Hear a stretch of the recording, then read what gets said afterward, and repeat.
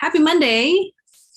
All right, we've got a good one for you tonight. So I wanted to chat tonight specifically about metabolism. It's been kind of a while since we've really dug into kind of the science of metabolism. I'm not actually going to get into the weeds with that. However, I thought, metabolism actually has become a much more popular topic these days. And we see, a lot of I don't know, there's a lot of marketing going towards metabolism. So I want to start with something really basic and really how we can support our metabolism. So, all right, so I'm going to jump in. So tonight, let's talk how to support your metabolism basically with food, like how to eat in a way that supports your metabolism. So before we jump into the actual how-tos, which I will give you always, I'm always trying to be as practical as possible. Let's just give an overview of the metabolism, like how it works, because I think then that makes it a lot easier to understand why sometimes it seems to not necessarily function the way that we would like it to specifically, and why some of the things that we do, we get the results that we do. So I think for the most part, most of us, when we hear metabolism, we think right away in terms of our weight and only weight, like, oh, my metabolism, you either have a fast metabolism or a slow metabolism, right? And then it regulates that energy intake or even the our production, let's say, of energy itself. And yes, certainly your metabolism does regulate that. That is one piece of the puzzle, but it really does so much more. It's not really super focused on your weight. This is where we put our emphasis, right? We want to really only look at that piece of it because that's the physical, that's what we're kind of focused on. And we can see the results of, your metabolism, let's say, in action, but it's really kind of the wrong way to think about it. So when you think about your metabolism, really its main focus is not necessarily your weight so much, but survival. So that should not be a new topic if you've been around for any time, right? Survival is really its main goal. So when we think about the metabolism, before we jump into how to support it, let's understand kind of how it works. Before we give actual strategies here. So it's not a calculator. And I think so many times, and it's by no fault of our own, this is kind of how the media talks about your metabolism or talks about your weight is like it's in a calculator fashion, meaning, it's just a matter of calories in, calories out. It's just a matter of eating less or eating more, right? And that dictates whether we lose weight or gain weight. But it's not really actually how it works. It's not a calculator. Your body by no means is a calculator. In no way does it actually work like that. You have to think of your metabolism as adaptive.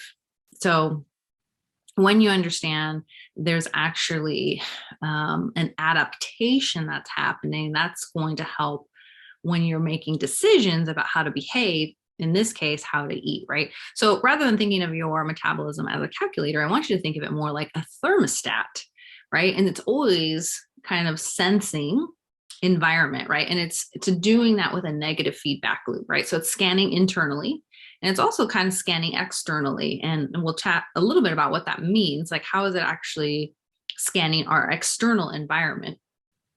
So of course, internally, not to get too far into this, but this feedback loop is mostly run by your hormones. Like your brain will send out signals. Those signals or hormones will go out and kind of get a feel for internally, how is the body doing in terms of its survival. And then that information goes back to the brain, and then the brain can go ahead and make decisions for, okay, great. If this, then that, right?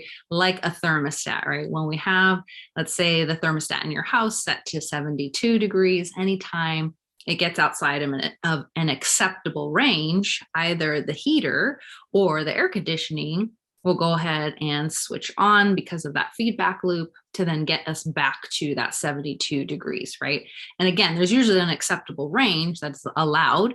It might go a little higher, it might go a little bit lower. So internally, that's kind of always happening. And that's well, we need that to happen. If we're going to survive, then there needs to be this adaptation that's always happening in order for that, our physiology to survive. Now, in terms of externally, you might be wondering, like, how does that happen? Well, that's really coming from your own perceived stress. So we talk a lot in here about stress and how much, stress can really kind of mess you up. And this is why, because that's one of the ways that, let's say, your metabolism is kind of sensing any outward danger. Now, unfortunately, we have very ancient machinery, I guess you could say, where, we're built in a way where the only threat that really exists, or that our body thinks exists, is in a physical sense. So that fight or flight, that mechanism will get triggered anytime there's stress. So it doesn't matter whether it's emotional stress, or, mental stress, which actually a majority of us are actually suffering from those two types.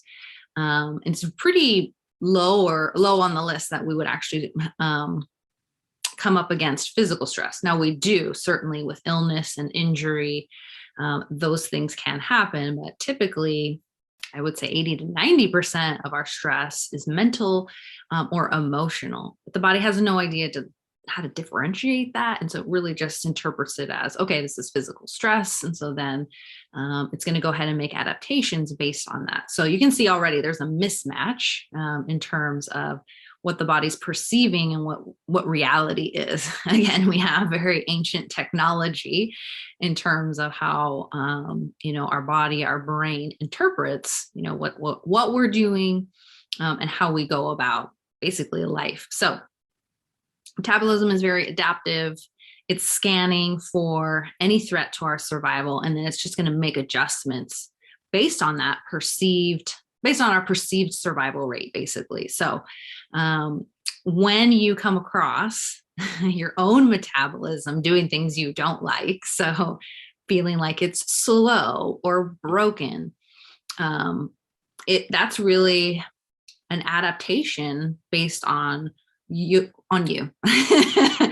It's what you are doing specifically. So it's not broken. It's doing exactly what it should do, right? Because of what it's sensing, and all the inputs that you are allowing, basically. So if you're not getting the results that you want, then this is the beauty of this. This is not to be like you're doing it wrong, or you're wrong for this, right? It's great. It means then we have the control to change that signal, to change what the body is actually perceiving. Okay, so that's metabolism in a very quick summary, right? It's adaptive, and it's adapting based on its perceived survival of you. So if things are going well, it's going to allow you to function well.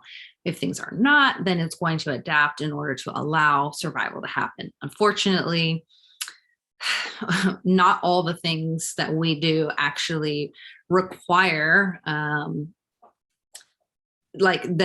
not everything that we do is actually going to be a threat to our survival. It's just that our body is going to interpret it that way. Okay. So with that mindset, then what we really need to do is work with our metabolism and not against it. And unfortunately, we've gotten these mixed messages and kind of this myopic look at metabolism in terms of like, oh, it's just calories in, calories out. That's not all that's happening there, right? So there's two main areas that your metabolism is kind of assessing: stress and energy. And those two things have even more subcategories within it. It's just that we tend to just look at the energy portion of that. And then even within that, we get very myopic with just calories, right? Again, way more than that. And we are not calculators. So yes, we need to be in a deficit. That's, obvious. That's not a lie. It's just that that's not the only piece, right? Because if we have this metabolism that's trying to kind of assess, where survival is at. If we're in a bad place stress wise, then it doesn't matter if you're in a deficit. It's going to be slowing so many things down that you're not going to get the results that you want. This is where people get super frustrated, right? So the other piece then is that we need hormonal balance, because remember, your hormones are being sent out by your brain in order to kind of be a lookout, or be like a temperature gauge in terms of, okay, what's the state of the body. So yes, we need a calorie deficit, but yes, we also need hormonal balance in order to send the right signal to allow the body to function how it needs to function. So hopefully that now makes sense. Like, oh, okay, so this is why sometimes a calorie deficit does not work. Most likely we're looking at some kind of adaptation that has happened.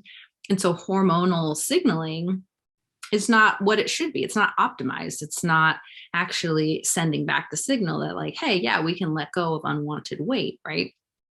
Or whatever it is that you're trying to accomplish, let's say body composition wise. So let's go into then, like, what then influences our hormones, right? Again, most of us are just going to always focus on the energy portion in terms of just being in a deficit, or, eating less and exercising more, when in reality, that's actually going to create this bigger and bigger gap. So this is why I don't like to push that lever, right? If I'm eating less than I need, but I'm exercising more, you can see, let's just say this is where the body is balanced. We're eating enough and our activity meets or is met by the requirements based on like the energy coming in. But once we start eating less, right, a gap starts to happen. And if we start exercising more, we're just creating this huge gap. That's stress. That's where the body starts to say, ooh, gosh, I don't like that. Like, there's not enough energy coming in. This person is expending lots of energy. We can't allow that to happen for a long period of time. And so this is where we're going to want to focus then on how can we create hormonal balance in order to allow times of deficit, and then that deficit actually be productive. So your hormones really are influencing your hunger. They're influencing cravings and your appetite, which tends to be the three things that are going to determine whether you're able to actually lose weight or not, right? Obviously, if you're hungry all the time, it's really hard to be under eating. If you have intense cravings, that's just a matter of time before you give in to those things, right? If you have a raging appetite, again, really, really difficult to just overpower that just with willpower. You may be able to do that for a period of time, but certainly not for the long haul. So these are the things then that are going to make weight loss or weight maintenance. Some of us just want to maintain a healthy weight, right? You still need hunger, cravings, and appetite in check in order for that to happen. So this is where we want to work smarter, not harder. So how then can we eat in a way that actually supports healthy metabolic functioning, right? Okay, so number one, whatever food you choose has to meet, I have 4 criteria basically. So number one, it's got to be food that's going to control, first of all, hunger, cravings, and appetite. If your hunger is really high, if cravings are just out of control, if your appetite is really, like you're just insatiable, right? Then we're going to have a problem, right? So we want food that's actually going to help us do 3 things. We want it to, number one, help us become satiated, meaning while you're eating, like you get to the point where you're done, right? Meaning we don't overeat. And that's really governed by hormones, right? So we're going to come back to hormones quite a bit. And then stretch receptors in the stomach, right? Your stomach does stretch, obviously, as you eat, it enlarges. That actually is a signaling that the body uses in order to say we're full, right? So there is a bit of that we want to happen. And so we want food then that's going to allow those stretch receptors to do their job, right? This is going to control like meal size, like how long we're eating, right? Basically, when we're satiated, this can then send a signal to the brain, the meal is over. So if you've ever just been like, gosh, I just can't stop eating, right? Then whatever you were eating was not helping you feel satiated. And then very closely tied to that is satiety, meaning physically feeling full, so somewhat tied to satiation, but this is after the meal, meaning staying full. So that amount of time that it takes for you to get hungry again, right? We need to be in a place where we're not constantly hungry, right? There should be states of non-hunger.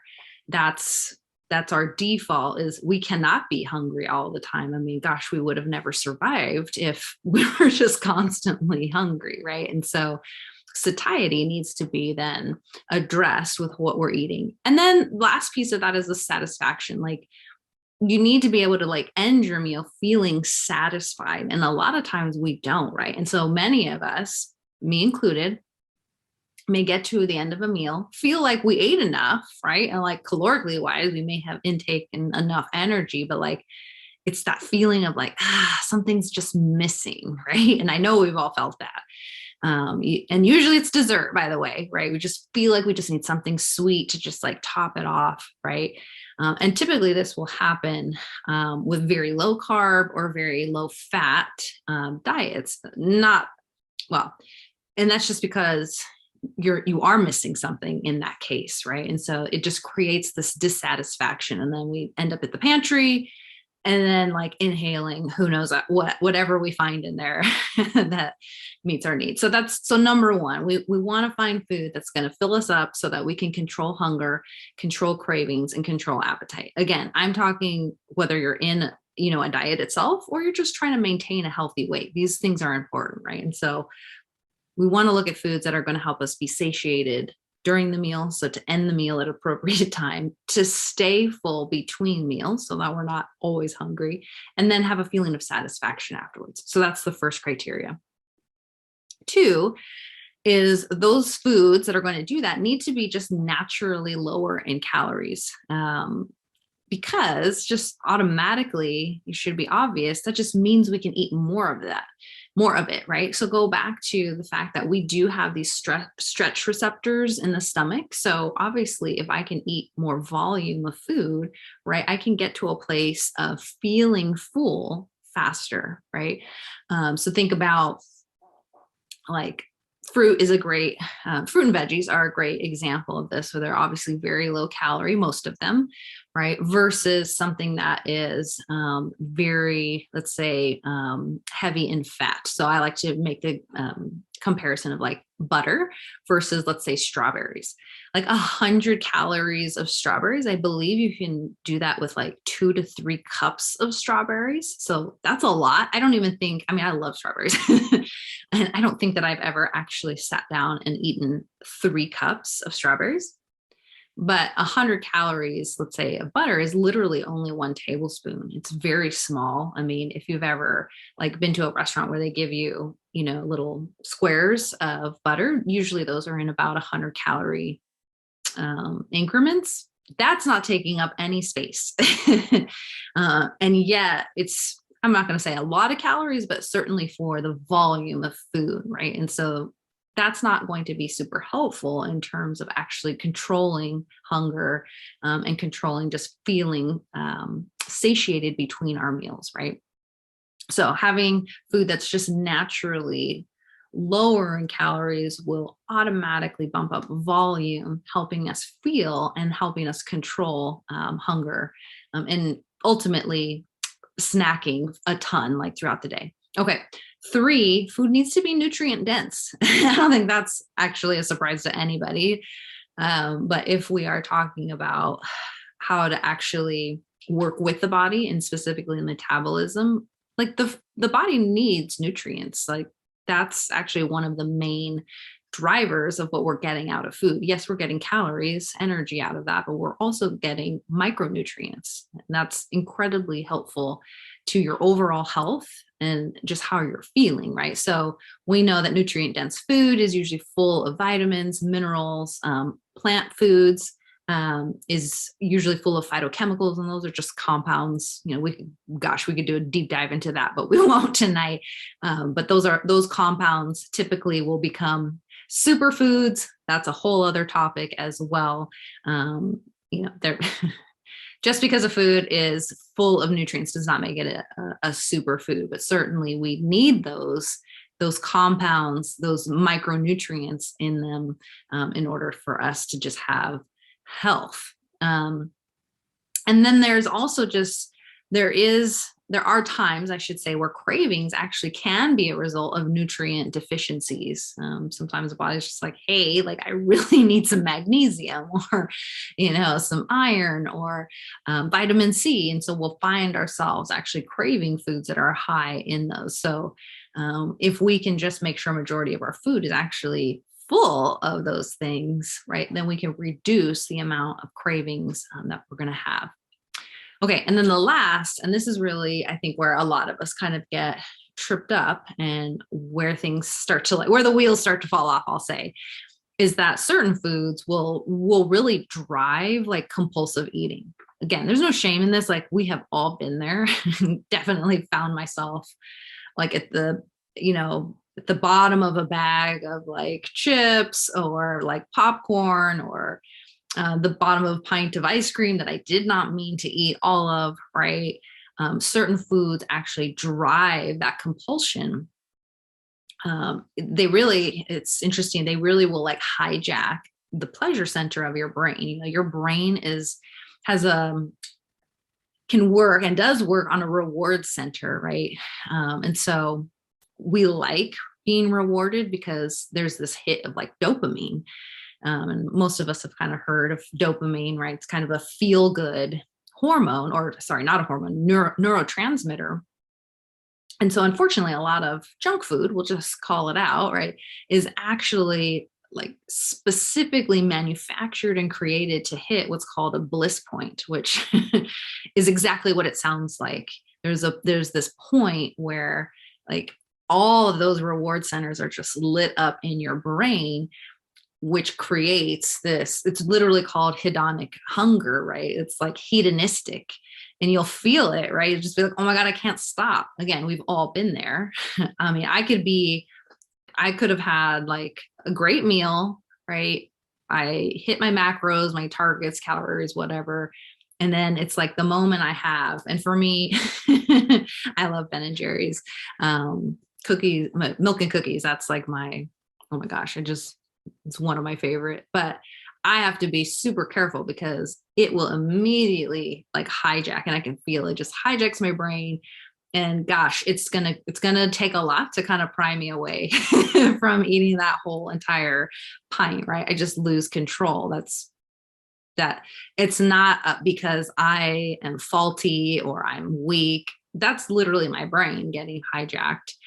And that food was literally designed to kind of do that, to create that compulsive eating. Like I could be full, my stomach is like already like extended. I could feel those stretch receptors, and yet I will continue to eat that, right? That's your biology. That's your neurotransmitters. That's your brain working the way it's intended to work, right? And so really it's just stimulating that overeating. So for those of you who've experienced it, all of us, by the way, that's not due to anything that you're lacking. That's not you lacking willpower or lacking discipline. That's just manufacturers and scientists doing an amazing job of understanding how the human brain works. So if we're looking then to support metabolism, then we need to eat foods that are not going to drive that. Again, I'm not saying that we never have those types of foods. What I am saying, though, is we need to be intentional and understand that, there are specific foods that will hijack that reward system and just make things very, very difficult. Okay, so if we're going to eat foods that are going to actually support our metabolism, it needs to fill us up, right? So it needs to control hunger, cravings, appetite. It needs to just be naturally lower in calories so that we can eat more of it, and yet not then, and get to that place of satiation, right? And not overeat. It needs to be nutrient dense, just for overall health and just well-being. We need to be taking in nutrients, and many times the body is going to ask you for those. And we need to eat foods that are not going to drive this very hedonistic way of eating. So what types of foods are going to do that, right? How can we eat them in a way that's going to do that? This is not going to sound like new things here in this space, but I think sometimes now seeing it in this within this frame, you might understand better like why I will specifically talk about eating in this way and why it's beneficial, right? So protein. Protein is really hard to overeat. Protein is not hedonistic at all. I don't know anybody who's really like going to town on that. Like it has a natural way of just I don't want to say curbing your appetite, but like at some point you're done, you know. Like I love a good ribeye, I love chicken thighs, I love a good steak, but certainly there's a point where I'm just done. And it has just this natural breaking point to it where you're not going to overdo it. So protein, you want to always emphasize it. That's why I talk about it a lot. It's why it's so helpful in terms of actually body composition changes, because it's going to help you just naturally control your hunger, control those cravings. And then the benefit of it is, well, in terms of body composition, helping you preserve muscle. It's also going to help when you're in a diet to kind of bias weight loss towards fat loss rather than muscle loss, because that's kind of one of the worst things that can happen during a diet is we actually burn muscle. No, we want to be burning fat. And so we can just kind of naturally lean ourselves towards that by just making sure we're eating an appropriate amount of protein, and making sure that that's kind of almost the star of our meals. Now, this doesn't mean you have to eat a ton of meat. There are plenty of sources of protein. I try to, get a wide range. Yes, some meat, eggs, dairy, and then plant-based. Those are all great sources of protein. Okay, so that's number one. Two, fiber. So we already talked a little bit about fruits and veggies because of their nutrient content. But what we didn't talk about is the other piece is they're full of fiber, right? And those types of foods are going to help you feel fuller. They're also going to help in terms of just making sure digestion is working properly, because digestion can definitely kind of hamper just the inner workings of the body. It's also going to feed like the good bacteria in your gut.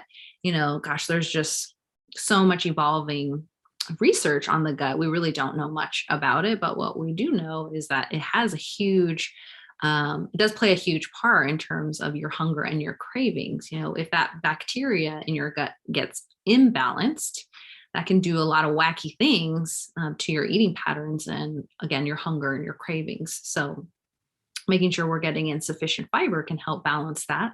It's going to end up naturally helping you just feel fuller, right? And then we know those foods tend to be just lower in calories. So it helps those stretch receptors happen. So we feel that fullness, right? And then we stay satiated for a longer period of time. Third, we want we want water, right? So hydration, but we also want water-based foods, right? I often will talk with clients and say, you can eat your water too, right? You don't have to just drink it. We want to include foods that have a good amount of water in them. They are hydrating, right? So this is why sometimes like on hot days, we will actually crave fruit, especially things like watermelon, cucumber, celery, tomatoes. Those are all water-based foods that are actually going to hydrate you. Those are also foods that tend to be what people will call like beauty foods. And that's really just because they are hydrating, right? And so not only are they providing water, but they're also providing vitamins, minerals, fiber, right? I wouldn't necessarily call them beauty foods, but some people like to label them that way. And then last, if we're going to address the hedonistic side of food, well, then we want to make sure we're focused on foods that are not hedonistic, right? And so what it really comes down to when you feel like you lose control around certain foods, I want you to look at what the actual food is itself. Number one, it's most likely going to be a processed food. So it's been manufactured, right? It's been very methodically created in a way to like hit bliss points, to hit those reward centers in the brain. And you're going to notice that most of these foods are a combination of salt, sugar, carbs, and fat. It's kind of like a deadly combo when you put those things together and then you put them in the right ratios, this is where you can like really do some damage in terms of like hijacking your brain. So um, for the most part, what we're going to find is more natural foods. So foods in their natural state, like watermelon, like veggies, right? Like beans, meat, eggs. Those types of foods are not really these combinations of salt, sugar, carbs, fat, right? They're actually a nice balance of, they're probably more protein based or they've got carbohydrates, right? And they're not this like deadly combo, right? And they're typically not foods that we're going to find ourselves overdoing without even thinking about it, right? So we just want to reduce the manufactured junk food and just understand the place those types of foods have in the diet. And also just understand your own wiring, that they are going to trigger, this bliss point, and you're going to feel it, and you're going to probably easily lose control. So it's better to just know that, to have that in there, and then also know like you didn't do anything wrong. That's literally why it's created and how it's created, what it's created to do, right? So focusing on, most of the time just real food, like if you know where that food came from, like, oh, it was grown as a plant, right? It was an animal, or it came from an animal, right? That's probably a good indicator that it's a food that's not going to create this kind of overwhelming desire to overeat the food itself. So protein, and I would say, lean mostly on like lean proteins, a wide variety. Fiber rich food, fruits, veggies, starch, grains, legumes. Those are all great options in terms of like getting your fiber in. Drink your water as well as eat your water. So, use that to your advantage to say that you don't have to necessarily always be chugging water. You can also, make a lot of the food that you eat just water-based foods. And then focus on foods that are not that deadly combo that are going to leave you basically feeling bad about yourself, because that's basically how we feel every time we kind of like get overtaken by those very like hedonistic foods. So here's my easy way to kind of do that. If you're somebody who doesn't want to necessarily like track and weigh, which is fine, that's not for everybody, you can at least create a plate that's going to work for you. So here's what it would look like. You're going to take your plate, you're going to cut it in half. You're going to fill half of that plate with just fruits and veggies. I don't even like think that we need to like specifically say what fruits and veggies, just fruits and veggies, right? Nobody's getting unhealthy and fat off of just fruits and veggies. So fill half your plate with those that you enjoy, that you're going to eat, and that are actually going to like bring you a little bit of pleasure because you enjoy them, but not create obviously this overeating. Okay, then the other half, you're going to split that in half. So you're going to have another quarter and another quarter. So 1/4 of your plate then is just going to be protein. Whatever protein you enjoy. So whether that's meat or a non-meat variety, fine, right? There are plenty of options out there in terms of how to get in your protein. And then the other 1/4 will be a starch. And that's certainly going to help in terms of more fiber, number one, but also part of that like satisfaction is we do kind of need a good amount of starch. And I wouldn't say a ton, but like definitely we want to match that to our activity, but it's going to help in terms of feeling like satisfied with your meal. And then to go along with that is we're going to want probably a little bit of an additional healthy fat to go along with that. So you can use like your thumb as a good barometer for how much that we would want to add to that. Okay. So half your plate, fruits and veggies, pick your whatever it is that you enjoy. I always want to encourage variety, but if you're going to enjoy it, you're going to eat it. 1/4 of your plate will be protein. For some of you, even looking at the palm of your hand is kind of a good way to look at that. So 1 to 2 palms will probably fill that 1/4. The other 1/4, you're going to put starch. You can, if you want a more specific measurement, your fist is somewhere around a cup. So 1 to 2 of those will fill the other 1/4.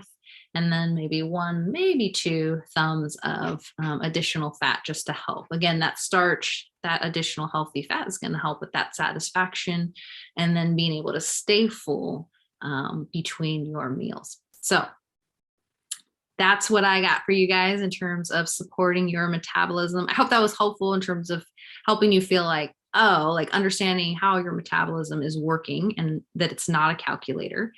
And that as it's assessing your survival rate, this is why we run into trouble, why sometimes we feel like metabolism is not working or it's kind of working against us. It's betraying us. No, it might actually be just a response to the body's perceived stress and just its perceived rate of survival, right? And then the way that we eat can actually support our metabolism by not not allowing really the food to kind of dictate our behavior, but in the opposite, right? We get intentional about eating in a way that's going to support health, of course, that's what we all want, but also proper functioning. So I hope that was helpful. Let me know next Monday. We'll be back here with another training. I'm always open, guys, to suggestions. So if there's something you really want to learn about, put it in the comments here. This is really for you guys. I'm just here trying to provide some value in terms of helping people just get healthy, understand how their body works, and how to actually make some better choices. So, all right, enjoy your Monday. I will see you guys next week. Goodbye.